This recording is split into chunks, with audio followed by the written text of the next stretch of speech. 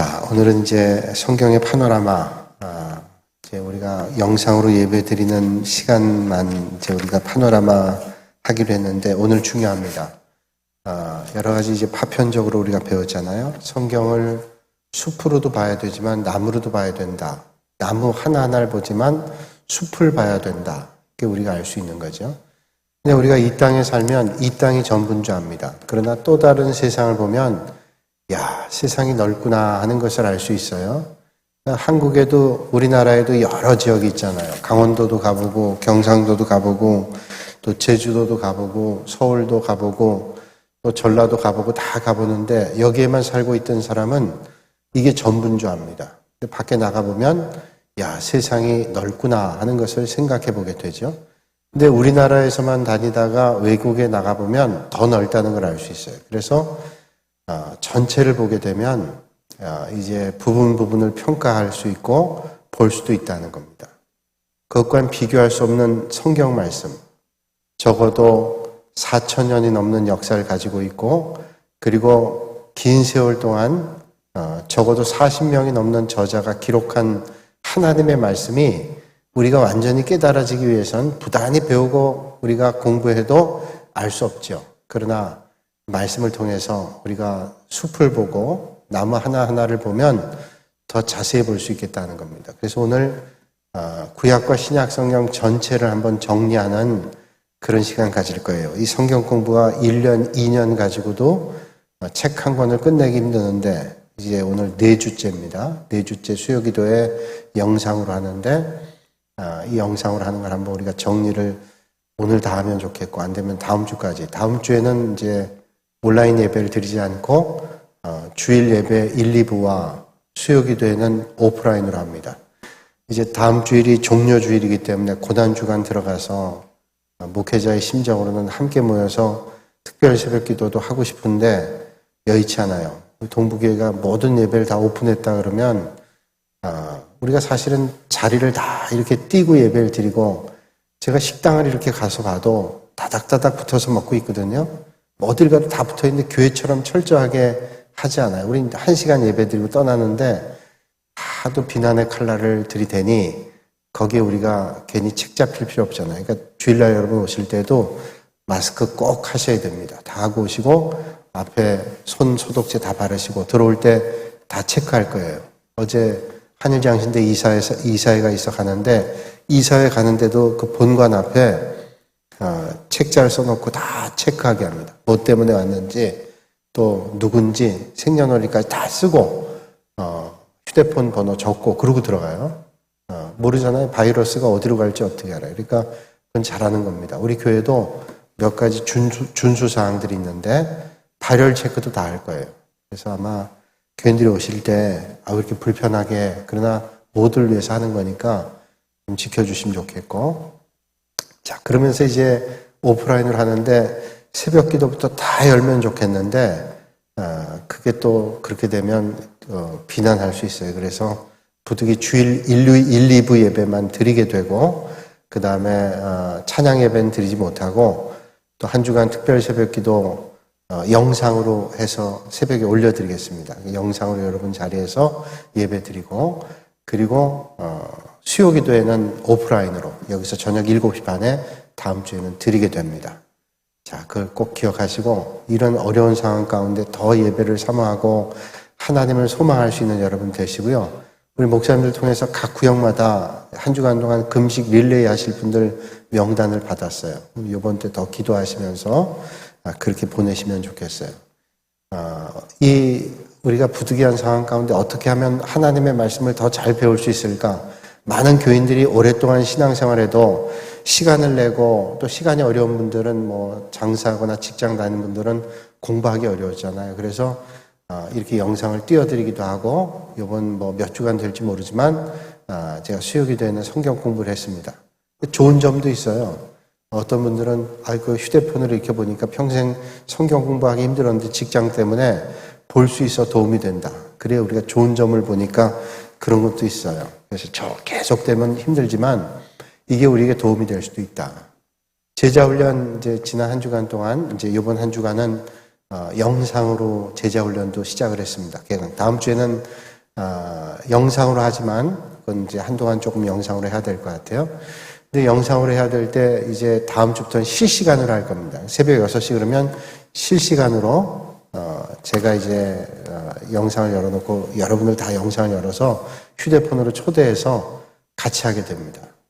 이번 주간에 영상으로 한 것을 새벽에 제가 올려놨는데 다 피드백을 받습니다. 어떠셨냐 그랬더니 좋은 점도 있네요. 좋은 점 뭐냐면 한 번 들은 걸 또 듣고 한다는 거예요.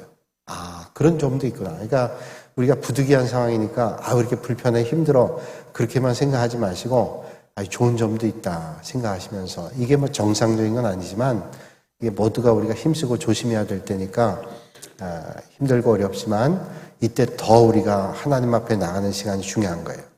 제가 가끔 그런 말씀 드려요. 예배 드릴 때 앞에 사람이 가려지면 어떻게 해요? 앞에 사람이 가려지면 더 보기 위해서 집중해야 된다 그랬죠. 흔히 우리가 극장에서 영화 볼 때 앞에 키 큰 사람이 앉으면 뒤에 있는 사람이 조금 불편할 때 있어요. 물론 이렇게 각도가 돼서 뒤에 있는 사람이 잘 보이기 마련인데 앞에 덩치 큰 사람이나 키가 큰 사람이 있으면 안 보입니다. 그러면 앞에 있는 사람은 어떻게 해야 돼요? 좀 이렇게 비켜주실래요? 그렇게 할 수 있지만 앞에 있는 사람이 험악하게 생겼다. 그럼 그렇게 못 하잖아요. 그럼 어떻게 하냐면 자기 몸을 틀어서라도 어떻게 하든지 화면을 보려고 애를 쓰잖아요. 자리를 바꾸든지 그런 사모함이 있어야 되는 거죠. 우리가 여러 가지 상황이 어려움 가운데 있으면 뭐 어쩔 수 없으니 그리고 포기해 볼 게 아니라 이 어려운 상황에 어떻게 하면 하나님 앞에 더 예배 잘 드릴까 어떻게 하면 하나님을 더 사모할까 하는 마음을 가지고 더 집중해야 되는 거예요. 그래서 어떤 의미에서 더 하나님을 사모하는 마음들이 더 커지는 그런 시간. 아마 이 코로나 바이러스가 끝나고 한동안은 그런 마음 들 거예요. 예배 드리는 게 얼마나 소중한 건지. 그래서 시간이 또 가면 희석될지 모르겠지만 이 어려운 기회에 더 주님을 사모할 수 있는 여러분들이 되시길 바랍니다. 자, 오늘 이제 성경에 우리가 쭉 숲도 보고 나무도 봐야 된다 그랬는데 성경 공부는 전체적인 숲을 보면서 나무 하나하나를 만나는 거예요. 자, 그런데 성경에는 골격이 있다는 겁니다. 이 교회 건물 지난 시간 말씀드릴 때 이게 겉으로 볼 때는 이렇게 아름답게 외장이 되어 있지만 처음에 지을 때는 쇠골격이 있는 겁니다. 이 안에 다 벗겨보면 쇠골격이 있어요. 그 드러나면 지저분해 보이겠죠?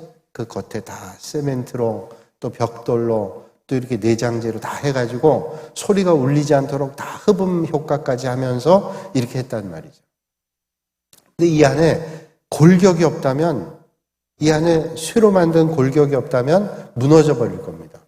성경도 66권이라고 하는 그 책 안에 골격이 있어가지고 그 골격을 우리가 이해하면 하나님의 말씀을 훨씬 잘 조직적으로 이해할 수 있다는 겁니다. 이게 하나님이 우리에게 주신 말씀이니까 허투른 책이 아닙니다. 세계에서 가장 많이 팔리고 가장 오랫동안 팔리고 한 번도 절판되지 않은 책은 바로 성경이라는 책이죠. 그래서 베스트셀러 가운데 베스트셀러가 성경, 가장 많은 언어로 번역된 성경이 바로 책이 바로 성경이라는 거예요. 오늘도 세계에 있는 모든 나라 사람들에게 복음 전하기 위해서 성경을 번역하는 일들을 하는 선교회가 있습니다. 위클리프 선교회, 위클리프. 이 위클리프 선교회는 어떤 지역을 가든 성경 번역을 합니다. 그래서 그 나라 사람들이 그 나라 말로 이해하기 위해서. 우리가 하나님의 말씀을 영어로 본다, 또 독일어로 본다, 불어로 본다. 뭐 그 언어가 아주 익숙한 분들에게는 수월하지만 일반인들이 그걸 보기가 쉽지 않은 거예요. 그러니까 제일 먼저 성경을 번역하죠. 그래서 이해할 수 있도록. 위클리프 선교를 통해서 성경이 번역됩니다. 그래서 세계의 여러 언어들, 세계에 있는 나라 170 몇 개국의 언어 정도가 아니라 각 지역에 있는 지방 언어들, 또 필리핀 같은 경우는 섬으로 되어 있는데 7,000개가 넘는 섬으로 되어 있는데 그 섬 지역마다 언어가 조금씩 달라요. 그래서 그 언어를 쓴다는 게 쉽지가 않습니다. 우리가 선교하고 있는 필리핀도 가서 보니까 젊은 사람들, 대체로 사람들이 영어를 많이 씁니다. 그러나 그 사람들의 언어는 따갈로그어예요. 따갈로그어와 영어를 같이 씁니다. 영어로 소통이 다 돼요. 따갈로그어로 소통이 되고. 그런데 저희가 가고 있던 민다나오라고 하는 데는 나이 많으신 연세 많은 분들은 비사어라는 걸 써요. 비사어. 이 비사어를 쓰기 때문에 이분들에게 설교하려면 영어로 설교한 것을 따갈록으로 통역해서 연세 드신 분들이 이해하기 위해서 비사어로 또 통역을 합니다. 얼마 전에 우리가 치앙마이 단기 선교 갔을 때, 치앙마이 갔을 때도 설교를 할 때 태국 언어로만 안 됩니다. 태국 언어로만 할 수 있는 게 아니라 거기 카렌족이 쓰는 언어로 또 통역을 해야 돼요. 근데도 그렇게 다 통역을 해서 하나님의 말씀을 전하겠다고 하는 거죠. 왜냐하면 하나님의 말씀을 전달하기 위해서. 왜 그러면 하나님의 말씀을 전달하냐? 우리가 오늘 성경 봤죠? 마태복음 4장 4절에 마귀가 40일 동안 금식한 예수님을 시험합니다. 예수님 시험할 때 가장 큰 시험이 뭐예요? 마귀는 우리의 연약함을 알기 때문에 우리의 가장 연약한 부분을 공격합니다. 그러니까 예수님께서 40일 동안 금식했어요. 예수님은 하나님이시기도 하지만 인간의 몸을 입고 오셨기 때문에 인간이기도 해요. 100% 하나님, 100% 인간이라는. 인간은 뭐예요? 때리면 아픕니다. 그러니까 십자가 달릴 때 얼마나 고통스러우셨어요. 인간의 몸을 입고 있으니까. 또 굶으면 배고픕니다. 40일 동안 금식했다. 여러분, 예수님이니까 40일 금식했지, 예수님이 인간의 몸을 입고 있기 때문에 40일 금식이 쉽지 않은 일입니다. 여러분, 우리가 몇 끼만 굶어도 힘듭니다. 한 끼, 두 끼, 세 끼, 네 끼 굶어도 사람이 그렇게 축 나진 않지만 일주일 정도 굶으면 큰 축이 나죠. 그리고 만약에 40일 굶는다 그러면 이건 죽을 수도 있어요. 40일 그냥 20일만 굶어도 죽을 수 있습니다. 몸이 약한 사람들이. 저도 금식을 해보니까 제 친구하고 같이 금식하는데 그 친구는 못 견뎌하더라고요. 왜 못 견뎌하냐면 좀 몸이 저처럼 이렇게 여유 있지 않았어요. 그러니까 비축해 놓은 게 없어가지고 한 4일 되니까 기도 내려가더라고요. 못 견디겠다고. 그래서 왜 이렇게 못 참냐 그랬더니 가만 생각해 보니까 안에 쌓아놓은 게 없어가지고 견디질 못해요. 근데 조금 몸에 여유 있는 사람들은 쌓아놓은 게 있습니다. 그러니까 좀 견딜만해요. 그냥 물리적으로. 신앙으로 극복해 나가지만 이 사람이 굶는다는 게 쉽지 않아요. 그게 가장 약한 부분인데 예수님께서 40일 동안 금식했을 때 마귀가 와서 제일 약한 부분을 공격하죠. 자, 이 돌 가지고 떡 만들어. 너는 하나님의 아들, 하나님이지 않냐? 그러고 유혹하는 거예요. 예수님께서 왜 그 돌 가지고 떡을 못 만드시겠어요? 돌도 필요 없어요. 주님은 얼마든지 떡을 만들어 드실 수도 있어요. 그러나 예수님께서 마귀를 쫓아낼 때 그 세 가지 시험에 뭐라고 말씀하셨어요? 사람이 떡으로만 살 것이 아니라 하나님의 입에서 나오는 말씀으로 살 것이다. 말씀이에요. 이건 신명기 8장에 있는 말씀인데 예수님께서 이미 그 말씀을 알고 계셨기 때문에 말씀으로 마귀의 시험을 이겼다는 거예요. 오늘도 마찬가지입니다. 오늘 우리가 만나는 시련과 또 시험과 여러 가지 어려움을 이길 수 있는 비결이 어디냐? 하나님의 말씀이에요. 여러분, 이 땅에 살면서 만나는 시험들 하나님의 말씀으로 이겨내실 수 있는 여러분들이 되시길 바랍니다. 시험은, 우리가 시험을 이기는 방법은 사람 쫓아가고 이런저런 방법하고 최선 다해 노력하겠죠. 그러나 근본적으로 뭐냐면 하나님께 있다는 거예요. 이거 정말 어려운데 어떻게 해결할까? 하나님의 말씀을 보고 하나님의 은혜를 구하고 하나님의 도우심을 받을 때 이 일들이 해결되는 겁니다. 그러니까 이게 근본적인 것들을 우리가 해결하는데 하나님께 있다는 거예요. 제가 그런 말씀 가끔 드리죠. 어떤 분이 고속도로 가다 자동차 고장 나서 갓길에 자동차를 세웠습니다. 이분이 자동차 본넷을 열고 아무리 봐도 안 와요. 그래서 엔진 오일이 얼마나 있나 보기도 하고 자기가 알 수 있는 걸 다 봤지만 알 수가 없는 거예요. 그래서 참 난감해 있는데 웬 세단 차가 미국에서 있었던 일입니다. 아주 검은 세단 큰 차가 싹 오더니 그 갓길에 세운 차 앞에다 탁 세워놓더니 뒷자리에서 노신사가 탁 내리는 겁니다. 노신사가 내리더니 그 꼼짝 못하고 있는 차에 가더니 어디가 고장났습니까? 본넷을 이렇게 보더니 몇 개를 만지는 것 같더니 몇 개를 탁 만지더니 그 운전기사, 그 차 주인에게 얘기하는 거예요. 한번 시동 한번 걸어보세요. 그랬더니 이분이 앉아서 시동을 걸었더니 시동이 부릉 하고 걸리더라는 거예요. 그럼 됐습니다. 이거 닫고 가세요. 그리고 이 노신사는 자기 차로 가는 거예요. 너무 고마워가지고 이 고장난 차 주인이 그 노신사에게 여쭤봤습니다. 그런데 선생님 도대체 누구시길래 이렇게 차를 대충 이렇게 만져보더니 고쳐졌습니까? 하고 물어봤더니 이 노신사가 대답합니다. 저는 이 차를 만든 헨리 포드입니다. 헨리 포드예요. 이 사람은 그냥 경영한 사장이 아니라 그 차를 다 만든 사람이라는 거예요. 자, 그럼 우리가 깨닫게 되는 게 있습니다. 자동차를 만든 사람은 자동차를 압니다. 우리 사람을 만든 분이신 하나님께서 누구보다도 우리를 잘 알고 계시어요. 그러면 여러분, 누구보다도 잘 알고 계신 하나님 앞에 우리가 나갈 때 해결이 되는 거 아니겠어요? 오늘 우리가 만나는 이 일들을 통해서 우리를 잘 아시고 우리의 삶의 사정을 누구보다 잘 아시는 하나님을 만나시고 하나님의 은혜를 구하시는 여러분들이 되시길 바랍니다. 그 하나님을 잘 알기 위해서 하나님의 말씀이신 성경을 안다는 건 너무 중요해요.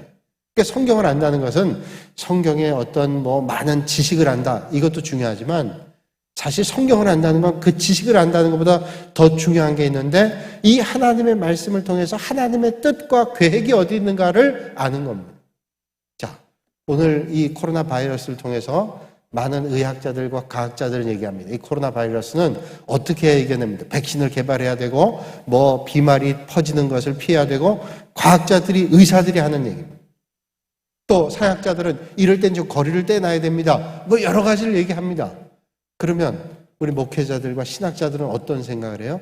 왜 오늘 이 시대에 이 어려움들, 정말로 팬데믹이라고 하는 세계적인 모든 옛날에 그 중세에 있었던 마틴 루터 시대에 있었던 그 흑사병 같은 이런 일들, 그때보단 그렇진 않겠지만 하여튼 그런 것처럼 이렇게 전 세계적인 전염병이 돌게 됐는가? 오늘 이 시대에 하나님께서 우리에게 말씀하시는 게 뭔가를 우리는 깨달았고 발견해야 되는 거죠. 왜? 공중에 나는 새가 떨어지는 것도 하나님과 무관한 일이 하나도 없다 그러는데 이런 일들이 어떻게 하나님의 뜻과 무관하겠어요? 그러니까 이때 우리가 자신을 돌아보고 우리가 하나님의 은혜를 구하고 이 일을 통해서 하나님께서 어떤 일을 원하시는가, 우리는 어떤 삶을 가져야 될까, 이걸 발견하는 게 중요한 거예요. 그러기 위해서는 하나님의 말씀을 우리가 잘 알아야 됩니다. 하나님의 말씀을 머리로만이 아니라 가슴으로 깨달아야 되는 거죠. 그래서 성경 공부는 그냥 선택이 아니라 필수입니다. 여러분들이 하기 여건이 어렵다면 성경을 읽고 묵상하면서 오늘 나에게 주시는 말씀이 뭔가를 깨닫는 것은 너무 중요하다. 자, 사설이 너무 길었지만, 자, 골격은 뭐냐? 성경이 66권으로 되어 있지만 구약은 39권, 신약은 27권인데 구약의 39권의 역사적인 부분은 지난 시간에 말씀드렸지만 창세기부터 해서 에스더까지 17권이라고 그랬어요. 17권. 그리고 체험서라고 하는 이해에 해당이 되는 익스피어리언스라고 하는 책은 욥기, 시편, 잠언, 전도, 아가서 5권이라고 그랬어요. 그 다음에 나머지 17권은 예언서에 해당이 되는데 예언서는 우리가 흔히 얘기할 때 대예언서와 소예언서로 나누게 됩니다. 대예언서는 양이 많은 거예요. 성경에 볼 때 분량이 많습니다. 그리고 소예언서는 분량이 좀 작아요. 상대적으로. 성경에 어떤 분의 얘기가 많다고 하는 것은 그만큼 중요성이 있다는 거예요. 하나님의 역사, 수천 년 동안 있었던 하나님의 역사를 많이 기록할 만큼 그런 중요성이 있다는 건 아주 중요한 겁니다. 그래서 이사야, 예레미야, 에가, 에스겔, 다니엘 이 5권을 대예언서라 그러고 소예언서는 호세아부터 해서 말라기까지 12권을 소예언서라 그럽니다. 그게 이제 말하자면 골격이에요. 그 골격을 3개 골격으로 나눈다면 자, 창세기부터 해서 에스더까지 17권을 H라고 얘기하는 거예요. H, 영어의 이니셜 따서 H, 히스토리, 역사서다 이렇게 얘기하고요. 그 다음에 욥기, 시편, 잠언, 전도, 아가서를 익스피어런스, 사람들의 경험을 기록한 얘기다. 그래서 E에 해당이 됩니다. 그 다음에 마지막 프로퍼시라고 하는 것은 예언이죠. 예언. 프로퍼시라는 것은 예언서. 그래서 이 예언서가 이사야부터 말라기까지 17권이다. 요게 3가지 골격이다. 이렇게 이해하면 됩니다. 그럼 왜 이 3 골격이 필요한가 하면 이 성경을 볼 때 어떤 관점으로 보는가 하는 것은 그 성경을 올바로 이해하는데 아주 중요한 겁니다. 역사서를 마치 시가서로 본다든지 예언서로 보면 해석이 잘못될 수 있어요. 예언서를 물론 역사적 맥락에서 나눠 이루어지는 것이지만 어떤 관점으로 보느냐, 이게 중요한 겁니다. 최면하는 사람들이 최면을 거는데요. 최면을 해놓고 양파를 줍니다. 여러분 텔레비전에 보셨는지 모르겠어요. 양파를 주는데 그 양파를 먹으면서 사과라고 얘기하는 거예요. 이제 눈을 가려놓고, 자, 지금 사과를 드셨는데, 한 입 베물어 보세요. 배더니, 맛이 어때요? 아우, 너무 맛있다고. 기가 막힌 일이, 그 멀쩡한 사람인데, 이제 체면을 걸어놓고, 눈을 가려놓고 하니까 양파를 먹으면서 사과라는 거예요. 체면에 걸린 거죠. 그러니까, 이 사람이 그렇게 볼 수 있다는 건 관점이, 만약에 이걸 우리가 사과를 보고 먹으면, 이게 사과구나. 그러니까 사과라고 생각하고 먹는 거예요. 여러분, 그런 것들이 다 없을 때는 그 보는 시각이 달라질 수 있다는 거예요. 그러니까 어떤 시각으로 보는가, 이게 중요해요. 올바른 시각으로 봐야지 편견이라든지 왜곡의 시각으로 보게 되면 잘못된 것으로 보는 거예요. 우리가 어떤 사람 볼 때도 왜곡된 시각으로 보세요. 다 그렇게 보이는 겁니다. 그러나 올바른 시각으로 보면 객관적으로 평가할 수 있는 거예요. 그래서 성경을 볼 때 이런 시각이라고 하는 게 얼마나 중요한 일인지 몰라요. 그래서 그런 시각을 갖는 게 성경을 이해하는 데 아주 중요하다는 겁니다. 저 화면에 이제 표가 나와 있어요. 여러분 잘 보이시나요? 조금 안 보이시는 분들은 어떻게 해요? 눈을 크게 뜨고 보시고, 눈을 크게 떠도 안 보이시는 분들은 조금 앞에 와서 보시고, 여러분 집에서 텔레비전이나 휴대폰으로 보신 분들은 좋은 방법이 있는데 휴대폰을 가지고 조그만 장치 하나만 연결하면 텔레비전으로 여러분이 다 온라인으로 크게 예배 드릴 수 있는데, 그걸 제가 다 설명해 드릴 수는 없고, 하여튼 미러링이라는 기능이 있는데, 스마트 텔레비전 같은 경우는 그게 다 기계 없이도 연결하는 동굴이라는 게 없어도 다 연결되지만, 하여튼 그게 없어도 스마트 텔레비전 아니라 할지라도 그 미러링이라는 그 기능을 가지고 있는 거를 사면 다 볼 수 있어요. 그러면 큰 화면을 볼 수 있는데 휴대폰 가지고는 쉽지 않을 거예요. 그럼 조금 확대해서 보시면 좋아요. 저기 위에 보면 파란색으로 되어 있습니다. 파란색으로 되어 있는데, 이 파란색의 왼쪽 부분에 있는 17권, 그 다음 오른쪽에 있는 4권, 5권이 있는데, 왼쪽에 있는 4권, 왼쪽 부분, 그 십자가와 왼쪽에 이스라엘의 별이 있죠? 여러분 화면 보실 때 왼쪽에 별 모양이 있는데 우리가 그리고 있는 별이 아니라 전 이스라엘 다윗의 별입니다. 이스라엘 국기죠. 구약 상징이에요. 오른쪽엔 십자가, 그리스도를 얘기하는데, 오른편에는 신약, 왼편에는 구약입니다. 자, 구약을 보면 맨 위쪽에 보면 파란색으로 이렇게 화면이 있습니다. 이 파란색이 역사서를 얘기합니다. 자, 자세히 보시면 창세기, 출애굽기, 레위기, 민수기, 신명기, 여호수아, 사사기, 룻기, 사무엘상하, 열왕기상하, 역대상하, 에스라, 느헤미야, 에스더, 그렇게 되어 있죠. 자, 그게 17권의 역사서예요. 그러니까 창세기 사건들부터 해가지고 이스라엘 백성들이 바벨론에 의해서 멸망되는 거기, 그래서 그들이 다시 재건하는 그때까지가 구약이죠. 그 구약의 얘기가 저기다 포함된 겁니다. 조금 더 이제 지도를 통해서 한번 보여드릴게요. 요거를 한번 머릿속에 넣으시면, 요 표만 기억해 놓으시면 골격이 세워집니다. 그래서 구약의 역사는 창세기부터 에스더까지구나. 근데 그 창세기부터 에스더까지 역사가 있는데, 그럼 뒤에 있는 책들은 어디에 나오냐? 뒤에 있는 책들은 다 이 역사의 시기 안에 포함되는 겁니다. 그 밑에 보면, 창세기 밑에 보면 욥기라는 책이 있고, 사무엘상하 밑에 보면 시편이라는 책이 있고, 열왕기상 밑에 보면 잠언, 전도, 아가서라는 책이 있어요. 요 5권, 이 초록색으로 되어 있는 5권이 어떤 책이냐? 역사서가 아니라 요건 시가서고 체험서입니다. 문학적 장르로 보면 시가서지만 우리가 골격으로 볼 때 파란색 부분은 H, 히스토리, 역사고, 그 다음 요 초록색으로 되어 있는 것은 익스피어리언스에 해당되는 체험서다라는 거예요. 그래서 욥기라는 책은 어떤 시기에 기록됐냐면 창세기 시대에 기록됐어요. 원역사 그 시기 어간에, 창세기 1장부터 11장 그 어간에 있었던 사건이 욥기라는 책이에요. 그래서 욥이 고난당할 때, 욥이라고 하는 사람이 의로운 사람, 동방의 의로운 사람이라고 했는데 왜 이 사람이 고난받냐? 그 고난의 얘기가 언제 기록된 거냐면 창세기 시대, 그 시대 때 얘기했다는 거예요. 그 다음에 시편의 얘기는 사무엘상하, 그 시기에 있었던 얘기고, 그 다음에 나와 있는 역사서 밑에 열왕기상 밑에 있는 잠언, 전도, 아가서는 바로 그 시기에 있었던 체험에 대한 얘기예요. 그 다음에 이제 좀 진한 베이지색일 수 있죠. 그 색을 보면 열왕기 하부터 해가지고 에스더까지 예언자들이 활동했던 시기입니다. 그러니까 예언자들이 언제 주로 활동했어요? 왕들, 이스라엘의 왕들이 이스라엘을 이끌고 믿음의 길 걸어갈 때 하나님께서 선지자들을 통해서 멸망을 심판하기도 하고 회개하면 구원받는다는 것을 말씀하기도 하고 그 사건들이 주로 열왕 시대에 있었단 말이에요. 이스라엘 백성들이 바벨론으로 끌려갔을 때도 갔다 올 때도 다 예언자들이 활동했단 말이죠. 그러니까 역사적 시기로 보면 이 사람들이 자 보세요. 열왕기 하 역대상 역대하까지는 이사야 예레미야가 에가 에스겔 다니엘 대연서가 있고 그다음 호세아부터 호세아 요엘 아모스 오바댜 요나 미가 나움 하박국 스바냐까지 있는데 학개 스가랴 말라기는 에스라 느헤미야 에스더 밑에 붙었어요.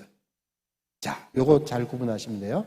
자, 에스라 느헤미야 에스더 시대는 이스라엘 백성들이 바벨론 포로로 끌려갔다 돌아오면서 있었던 역사서예요. 그 밑에 학개라든지 또 스가랴라든지 그 이후에 말라기 선지자 같은 경우는 바벨론 포로로 갔다 와서 이스라엘 백성들이 예루살렘 성전이 파괴된 것을 보며 예루살렘 성전을 재건하고 이것을 세우기 위해서 애썼던 그런 시대예요. 그러니까 역사서로 보면 에스라, 느헤미야, 에스더 시대고 예언자로 얘기하면 학개, 스가랴, 말라기 시대라는 거예요. 우리가 구약성경의 마지막 책이 말라기죠. 말라기서가 끝난 다음에 학자에 따라 다르지만 이 책에선 400년, 어떤 책에선 300년, 그 300년, 구약 시대가 끝나고 신약 시대 올 때까지 300~400년 시대를 신구약 중간 시대라고도 얘기하고 암흑 시대 이렇게 얘기합니다. 신구약 중간 시대는 우리가 쉽게 이해하죠. 구약이 끝난 다음 신약이 이어지는데 그 중간에 중간 시대가 있다는 거예요. 그게 300년 내지 400년. 왜 중간 시대가 있냐? 이제 말라기 예언자가 끝난 다음에 세례 요한이 올 때까지 아무런 예언자도 등장하지 않았어요. 그러니까 아무런 예언자가 등장하지 않으니까 하나님의 말씀을 들을 수가 없습니다. 그러니까 자기 소견에 옳은 대로 한다든지 사사시대처럼 아니면 뭐 이런저런 생각한다든지 영적인 갈망이 있다든지 이런 혼란의 시대, 어두움의 시대였기 때문에 암흑시대라고 얘기하는 암흑시대. 그래서 이 구약이 끝나고 말라기 예언자가 끝나고 신약까지 세례 요한이 와서 이제 회개하라 예수님께서 오신다고 하는 그 시대까지가 암흑시대라고 합니다. 바로 이제 신구약 중간 시대다 그렇게 볼 수가 있습니다. 자, 그리고 300~400년 끝난 다음에 이제 마태복음이 전개되죠. 제가 더 어려운 얘기까지 하면 여러분들이 아는 것도 헷갈리기 때문에 제가 성경 공부 가운데 복음서 가운데 가장 먼저가 마가복음이라고 얘기해요. 그러나 마태복음부터 이제 연결되는 게 마태복음은 구약과 신약을 연결하는 교량 역할을 하는데요. 그러니까 유대인들의 사고를 가지고 있는 사람들이 훨씬 이해할 수 있는 게 마태복음이에요. 그래서 저렇게 이제 구성을 해놨는데 하여튼 그 신구약 성경이 끝나고 그 구약이 끝나고 말라기 예언자 이후에는 암흑시기였다가 세례 요한이 등장합니다. 그러면서 이제 하나님의 말씀이 선포되고 말씀 그 자체이신 예수님께서 오시게 되죠. 그래서 마태복음, 마가복음, 누가복음, 요한복음, 복음서라고 얘기하지만 사도행전까지 이게 역사서입니다. 그러니까 신약 성경의 역사는 다 어디에 포함되어 있냐면 이 5권에 포함되어 있어요. 구약 성경은 17권, 창세기부터 에스더까지에 포함되어 있지만 신약 성경은 마태, 마가, 누가, 요한, 사도행전까지가 신약의 역사 전부가 포함되어 있어요. 여러분 요한계시록 마지막 보세요. 마지막 보면 아멘 주 예수 오시옵소서 그러면서 주님의 은혜가 충만하도록 기원하죠. 그게 요한계시록의 마지막. 그러니까 아직도 완전히 이루어지지 않았어요. 이제 주님이 오시면 완결판이 이루어지게 되는데 자, 이제 성령이 너희들에게 임하시면 사도행전 시작할 때 너희들에게 이제 성령이 너희에게 임하시면 너희가 권능을 받고 땅끝까지 복음 전한다고 말씀하죠.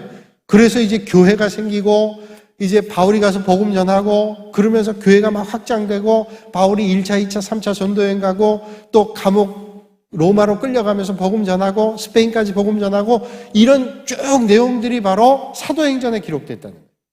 그 사도행전에 기록된 내용들을 편지의 형식으로 로마 교회 보내거나 골로새 교회 보내거나 이런 편지의 내용들이 여기 나와 있는 밑에 요게 신약에 얘기하면 익스피어리언스에 해당되는 게 바로 여기 오른쪽에 나와 있는 책입니다. 로마서부터 해서 유다서까지. 그러니까 신약에는 구약에 비하면 구약은 욥기 시편, 잠언, 욥기 시편, 잠언, 전도, 아가서 5권밖에 안 되는데 신약은 보세요. 익스피어리언스에 해당되는 게 로마서부터 유다서까지예요. 그게 다 어디에 붙어 있어요? 사도행전. 사도행전 역사적 시기 안에 편지가 다 들어간 겁니다.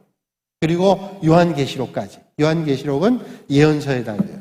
자, 그러면 구약에서는 제일 많은 부분을 차지하고 있는 게 역사서와 예언서 17권이에요. 신약에서 제일 많이 차지하고 있는 부분이 어디예요? 21권에 해당되는 체험서예요. 아, 구약은 역사적인 내용과 예언적인 내용들이 많구나. 당연히 많아요. 역사적인 내용은 그 역사를 이루어가는 시기가 길었기 때문이고, 예언적인 내용은 이제 앞으로 있을 일들에 대해서 주님께서 예언하시기 때문에 라고 하는 것이고, 신약에서는 이제 교회가 확장되는 내용이 포커스가 맞춰져 있기 때문에 성령의 역사에 강조점이 있기 때문에 체험서라고 하는 게 많다는 거예요. 21권입니다. 그래서 로마서부터 유다서까지 그렇게 됩니다. 그래서 HEP 이게 세 개 골격입니다. 역사서, 그 다음에 체험서, 그리고 예언서. 그런 골격을 가지고 있다. 그렇게 보시면 되겠어요. 자, 그러면 여러분들이 이제 성경을 보면서 평면적으로 보기 때문에, 자, 바벨론은 도대체 어디 있고, 아수르는 어디 있고, 이스라엘은 도대체 어디 있고, 아마 뭐 지도를 보신 분들이 우리가 막연히 이스라엘은 저 중동 지역 어디에 있지, 아프리카 위쪽에 있지 알고 있지만, 이게 성경 공부를 구체적으로 하지 않은 분들은 어려움이 있어요. 그래서 한번 우리가 지도를 따라가 보면 좋겠어요. 이 교재 63쪽, 잘 펴주셨어요. 63쪽에 보면 이런 지도가 있는데요. 자, 이게 잘 안 보이시는 분은 어떻게 하라 그랬죠? 눈을 크게 뜨고. 눈을 크게 뜨고. 하여튼 집에서 텔레비전 보시는. 여기 보면 지도가 있는데 아프리카를 보세요. 아프리카 위에 유럽이 있잖아요. 아프리카, 유럽, 오른쪽에 아시아가 있습니다. 우리나라는 태평양과 아시아라는 글자 써 있는 그 중간에 우리나라가 있잖아요.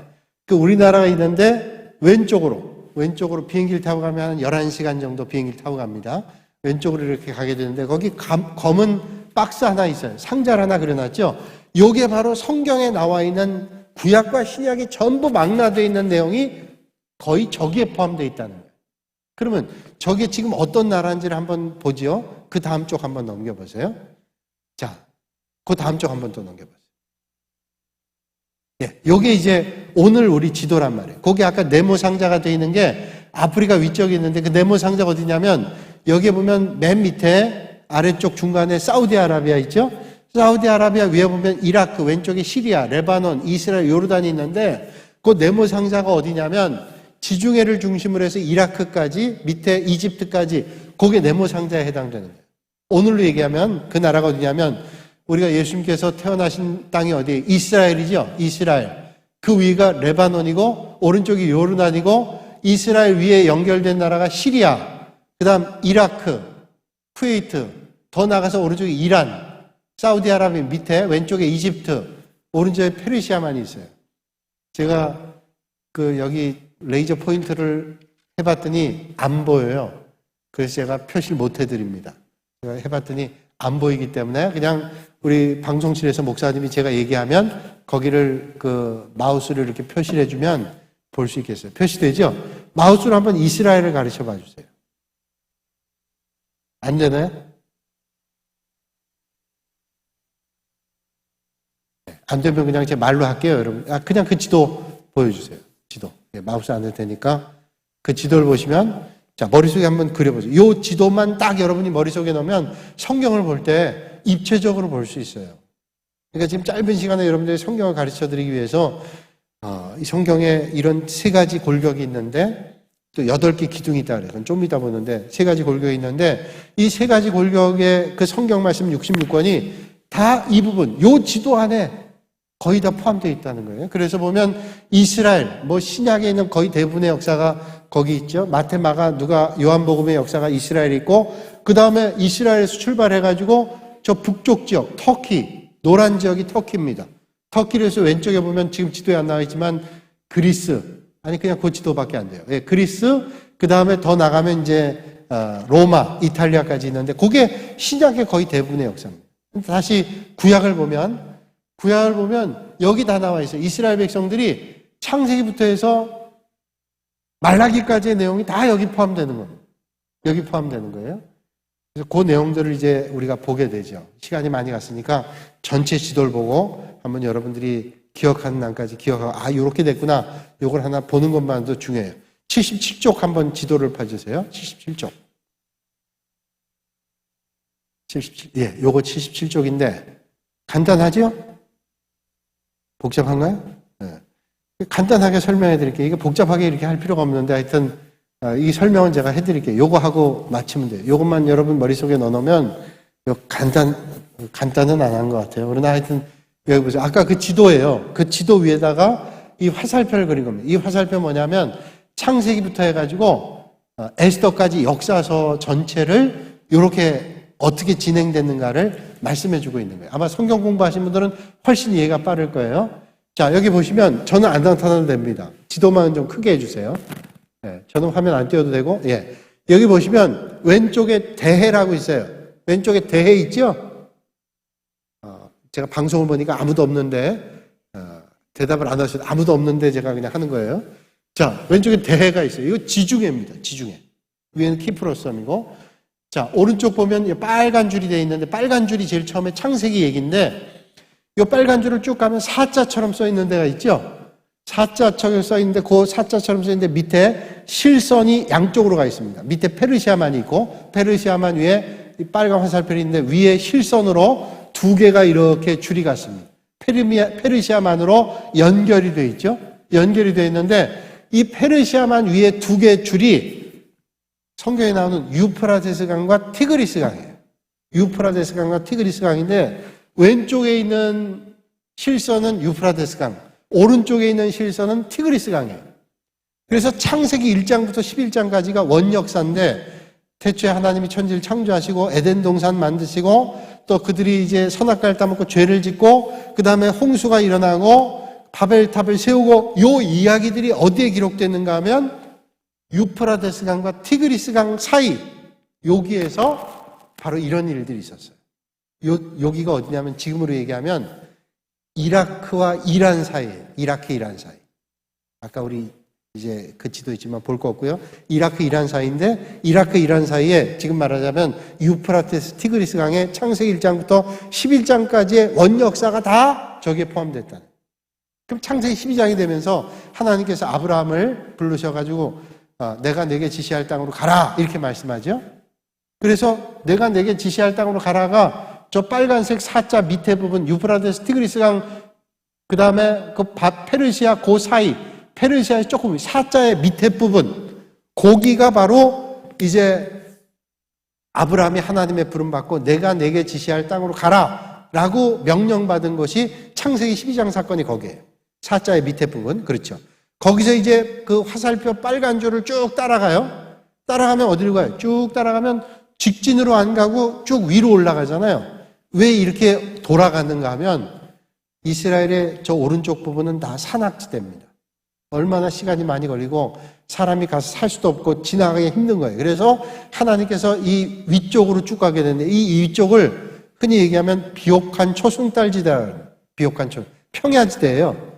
사람들이 많이 모여 사는 곳이기 때문에 하나님께서 아브라함을 불러서 이렇게 가게 합니다. 그래서 맨 위쪽에 정점에 해당되는 게 하란이고 거기서 이제 데라, 아브라함의 아버지 데라가 죽고 그 다음에 화살표가 내려와서 지중해를 끼고 밑에 쪽으로 가죠.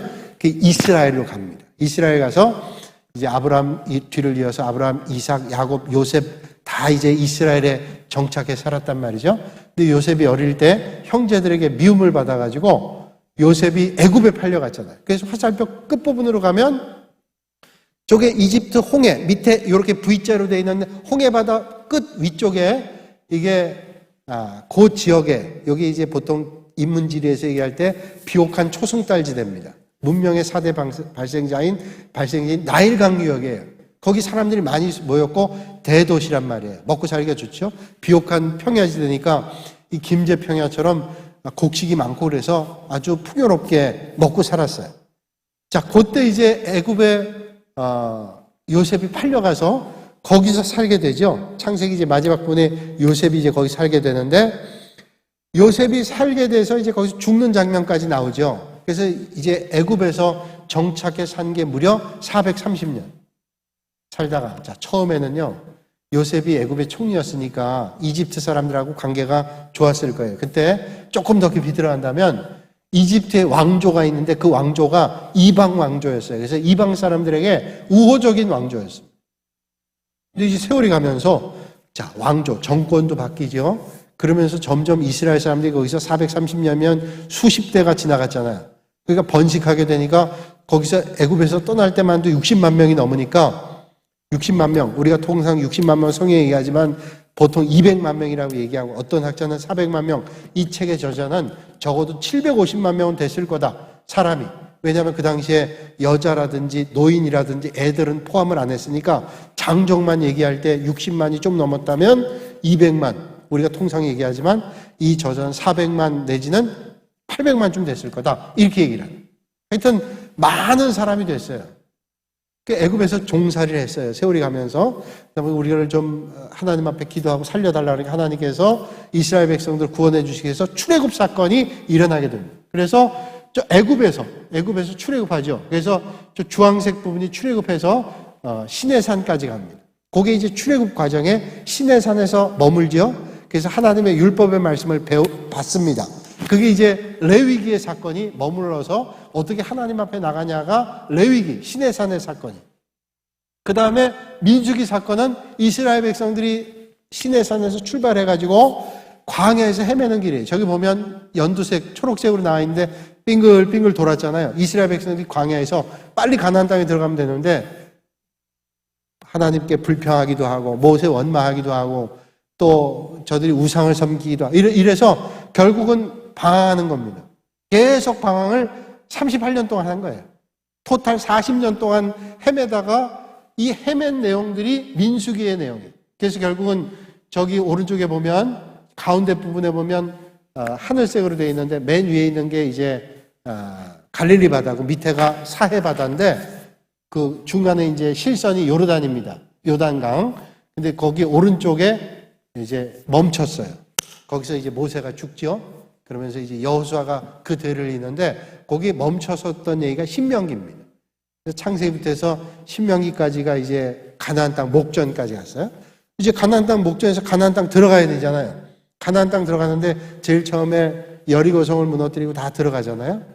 들어가는데 들어가려고 그러니까 시간이 너무 막아가지고 대체 언제 끝나냐. 이제 성경 공부 같은 거 계속 하겠는데 방송 보는 분들이 이게 너무 지루하다. 그럴 수도 있기 때문에 여기까지 하고 다음 시간까지 1시간 더 해야 되겠네요. 그건 할 수 없이 이제 그 다음에 해서 하여튼 요건 마무리 져야 복습 쫙 하고 마무리해야 여러분들이 그동안 했던 거 성경 우리가 궁금했던 거 입체적으로 볼 수 있는 그런 시간을 좀 다 가졌으면 좋겠다는 그런 마음으로 조금 생각하시고 가나안 땅은 쉽게 못 들어갑니다. 그러니까 조금 한 주 쉬었다가 가나안 땅 들어갔다가 이스라엘 백성들이 어떻게 열왕 시대를 지내고 했던 것들을 함께 배우도록 그렇게 하겠습니다. 네, 기도하겠습니다.